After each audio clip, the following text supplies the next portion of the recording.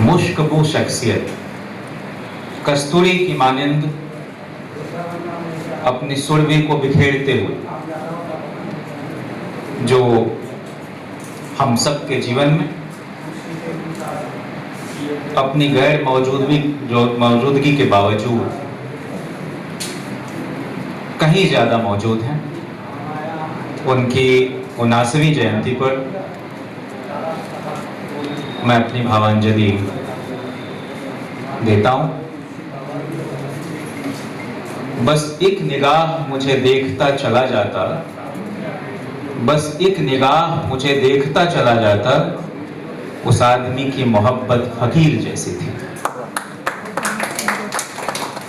कबीर का फक्कड़पन, जयप्रकाश की निर्मलता और लोहिया की प्रखरता को एक साथ किसी व्यक्तित्व में देखना हो तो समकालीन भारतीय राजनीति में शरद जी का चेहरा बरबस हमारे जहन में उभरता है। जो कोई भी उनके सानिध्य में एक बार आया, उनसे प्रभावित हुए बगैर नहीं रह सका और फिर उनका ही होकर रह गया।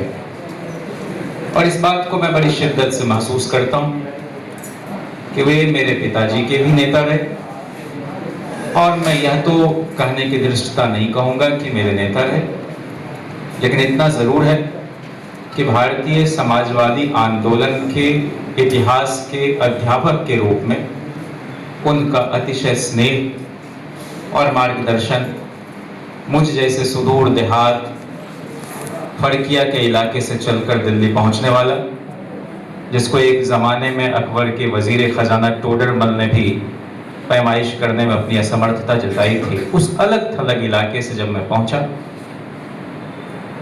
और उनकी नजर कुछ ऐसी कि उनको लग जाता था कि कौन हमारे कारवां में शरीक होने के लायक है। तो जब कभी भी हम लोग यूनिवर्सिटी में पढ़ने वाले लोग, विनय भाई बैठे हैं, किसी भी सवाल को लेकर आते थे बड़ी उम्मीद के साथ कि अगले दिन यह भारत की संसद में गूंजेगा, और वो उठाते थे और बड़े कड़ीने से उठाते थे। भारत की संसद शरद यादव के होने से और गरिमा में दिखती थी। और शरद जी को हम क्यों याद करें, किन बातों के लिए याद करें? मैं समझता हूं कि इस देश में प्रखर सांसदों की एक लंबी फहरिस्त रही है, जिनमें ज्योतिर्मय बसु से लेकर पीलू मोदी, मौलाना आजाद, स्वयं नेहरू, डॉक्टर लोहिया, आचार्य कृपलानी, हाल के दिनों तक सोमनाथ चटर्जी, मधु दंडवते, मधु लिमये, इस तरह के राजनेताओं की सूची में शुमार किए जाने लायक है शरद जी। और मैं यह भी नहीं मानता हूं कि शरद जी के साथ ही सब कुछ खत्म हो गया। शरद जी ने ऐसी अनगिनत पौध लगाई है जिनके शरीर में जब तक सांस है वो शरद जी के बताए पद चिन्हों पर चलने की सलाहियत रखता है और त्याग की भावना भी रखता है। इस देश में जब सत्ता के शीर्ष से संवैधानिक शक्तियों का असंवैधानिक तरीके से दोहन हो रहा था, तब पूरे भारत की संसद में सिर्फ 2 लोग हुए, एक मधु लिमये साहब और दूसरे शरद यादव जी, जिन्होंने 5 साल के कार्यकाल को बढ़ाकर 6 साल किए जाने के फैसले के खिलाफ इस्तीफा दिया। और फिर जयप्रकाश जी ने बहुत ही प्रेम के साथ उनको खत लिखा कि तुम्हारे इस कदम से इस देश के नौजवानों में त्याग की भावना के प्रति सम्मान का भाव बढ़ा है और इससे भारत के लोकतंत्र में प्राण प्रतिष्ठा हो सकेगी। अनगिनत बार जिन्होंने आजाद भारत में लाठी खाई, जेल गए, जीवन भर संघर्ष करते रहे, और जब वो घर खाली कर रहे थे, हमको याद है 2022 की मई के आखिर में, तब भी उन्होंने कहा कि आवास बदल जाने से इरादे नहीं बदला करते, संघर्ष नहीं बदला करता, राजनीति नहीं बदला करती। हम जब तक हैं हम आप लोगों की आवाज़ को उठाते रहेंगे। आप लोगों को बस इसलिए बुलाया है कि एक बार आप लोगों को दुआ सलाम कर लें, क्योंकि इस घर से बहुत सारी निर्णायक लड़ाइयाँ लड़ी गई थी और जिस दिन उनका निधन हुआ उस दिन भी राजस्थान के अपने एक पुराने सहयोगी के किसी सवाल को लेकर वो चिट्ठी लिख रहे थे। उत्तर प्रदेश में पंचायती राज वगैरह के चुनाव में आरक्षण के साथ छेड़छाड़ हो रही थी, उसको लेकर चिंतित दिख रहे थे।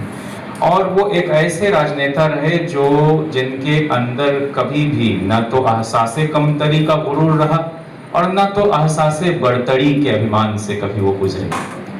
उनके साथ रहकर हमेशा ऐसा लगता था कि हमारा जन्म किसी महान उद्देश्य के लिए हुआ है, तो हमको इतना ऊंचा उठा देते थे अपने मिलने वालों को और कर्तव्य बोध से भर देते थे।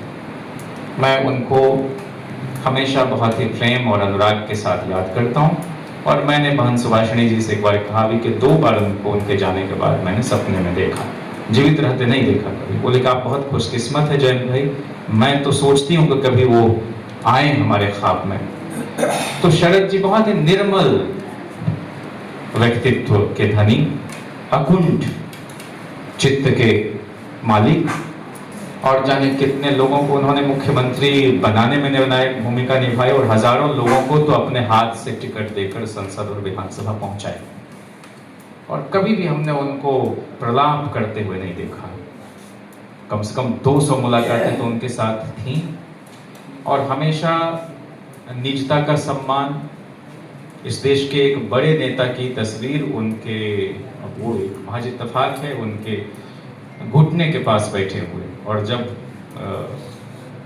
एक उनकी राजनैतिक जिंदगी को समेटते हुए एक कॉफी टेबल बुक आ रही थी तो कहा कि राजनारायण भाई बताते हैं कि इसको शामिल कर दो, ना इसको हटाओ, इस तस्वीर को हटाओ। यह उस समय की बात रही होगी, लेकिन अभी उस व्यक्ति का जो कद है उस कद के हिसाब से ये ठीक नहीं मालूम पड़ता है।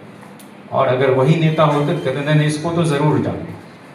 तो मैं ये कह रहा हूँ कि एक बड़प्पन का भाव अपने सहयोगियों के प्रति भी, और इसलिए शरद जी को 3 कामों के लिए हम याद करना चाहते हैं। एक तो इस देश में हम सब वाकिफ हैं कि मंडल कमीशन की सिफारिश को जिस विवेक के साथ उन्होंने लागू कराने में एक अहम रोल अदा किया, उसके लिए। दूसरा, इस देश में जातिवार जनगणना के विमर्श को धार देने के लिए। और तीसरा, महिला आरक्षण के अंदर जो सबसे उपेक्षित तबके की महिलाएं हैं उनको भी शामिल किया जाए इस लड़ाई को लड़ने के लिए। और 3.5 मिनट की जो तकरीर है उनकी, वो जब विश्वास मत पर भाषण कर रहे हैं वीपी सिंह जी की सरकार जा रही है, वह तो एक दार्शनिक अंदाज का भाषण है, जरूर पढ़ा जाना चाहिए। लेकिन उससे भी महत्वपूर्ण मुझे लगता है जो उन्होंने कोटे में कोटे की वकालत करते हुए जब इस देश के प्रधानमंत्री बोलने के लिए खड़े हैं और लोकसभा स्पीकर ने उनको बुला लिया और तब जिस तरह से वो रौद्र रूप धारण किए हुए हैं वो अद्भुत है, जिसको कहते हैं कि हर रस से परिपूर्ण भाषण।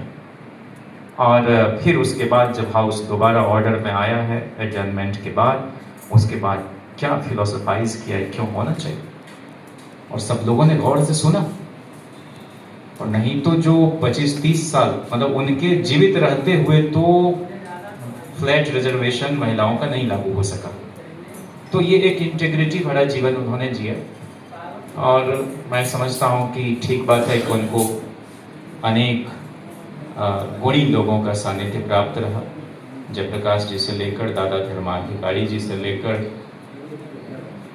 मधुलिमय साहब, चौधरी चरण सिंह जी, देवीलाल जी। तो इसलिए भी उनके साथ लोगों ने शरारत जरूर की, उनको जरूर धोखा दिया लोगों ने, तो उन्होंने किसी को धोखा नहीं दिया। ये उनके जीवन का हासिल रहा। और हम समझते हैं कि जो वो कहते थे कि जीते जी सब कुछ ठीक करना है, मरने के बाद नहीं, तो मुर्दागिरी में उनका यकीन नहीं था। और हम सब लोग जो आज उनको चाहने वाले लोग यहाँ इकट्ठा हैं, जयशंकर गुप्ता साहब हैं और अनिल जयहिंद जी हैं, राम बहोर जी ने जिस तरह से उनके जीवन में एक कह लें कि अपरिहार्य ढंग की भूमिका निभाई है। सभी साथी, ज्ञान प्रकाश है, राजन है, वसीम है, सारे लोग रहमान हैं, खुद उन्हीं के पार्लियामेंट्री कंस्टिट्यूंसी से आते हैं, सहरसा के इलाके से। आज हम सब लोग यही संकल्प लेते हैं कि जो कुछ उन्होंने हमको राह दिखाई है और जिस तरह से वो अपने आप को बरतते थे, हम लोग थोड़ा बहुत भी अगर उस पर चल सकें, उन्होंने अपने हिस्से का पहाड़ तोड़ा, थोड़ा पहाड़ हम भी अगर दरका सकें तो हम भारतीय राजनीति को एक नई ऊंचाई पर ले जाने में अपनी भूमिका निभा सकेंगे। आखिरी बात मैं यही कहूँ कि ये जो आज आपने आज की राजनीति और जो समाजवाद के ऊपर एक विचार गोष्ठी रखी है, यह सिलसिला आगे भी चलता रहे, क्योंकि समाजवाद के माने क्या है, जियो और जीने दो।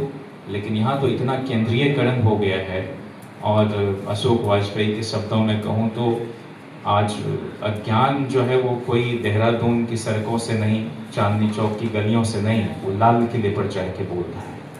तो फिर से ज्ञान, विवेक, प्रज्ञा, बुद्धि का दौर राजनीति में लौटे और पढ़े लिखे होने को कोई दुर्गुण ना माना जाए। राजनीति में होने के लिए वो जो एक न्यूनतम अर्हता हो गई है कि ललहपनी से भरपूर आपका जीवन, ऐसा नहीं। तो हम चाहते हैं कि फिर से वह राह मधुलिमय की हो, फिर से राह वह शरद यादव जी की हो, वह राह मुलायम सिंह जी की हो, वीपी सिंह जी की हो, बुद्ध के मार्ग पर हम लोग चल सकें।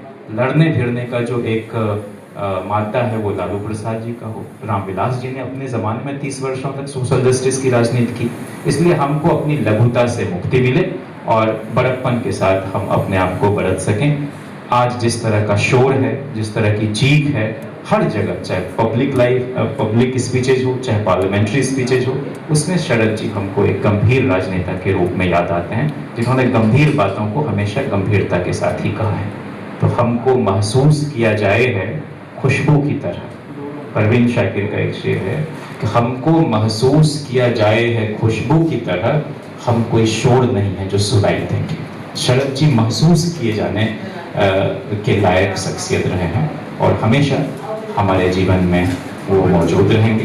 मैं दिनकर की एक बात के साथ खत्म कर रहा हूँ कि बड़ी वह रूह जो रोए बिना तन से निकलती है, बड़ी वह रूह जो रोए बिना तन से निकलती है, बड़ा वह ज्ञान जिसको व्यर्थ की चिंता न सताती है, चिंता न आती है, बड़ा वह आदमी जो जिंदगी भर काम करता है, बड़ी कविता वही जो विश्व को सुंदर बनाती है। हम सब अपने आसपास की दुनिया को थोड़ा रहने लायक बना सकें, जीने लायक बना सकें, बच्चों, किशोरों, तरुणों, प्रौढ़ों और बुजुर्गों की जिंदगी को थोड़ा हम सहल कर सकें। यही इस देश के प्रति हमारी सेवा होगी और शरद जी को यही सच्ची भावांजलि होगी। आपने मुझे इतने प्रेम से सुना, आपका बहुत शुक्रिया। शरद जी अमर रहें, अमर रहें, अमर रहें।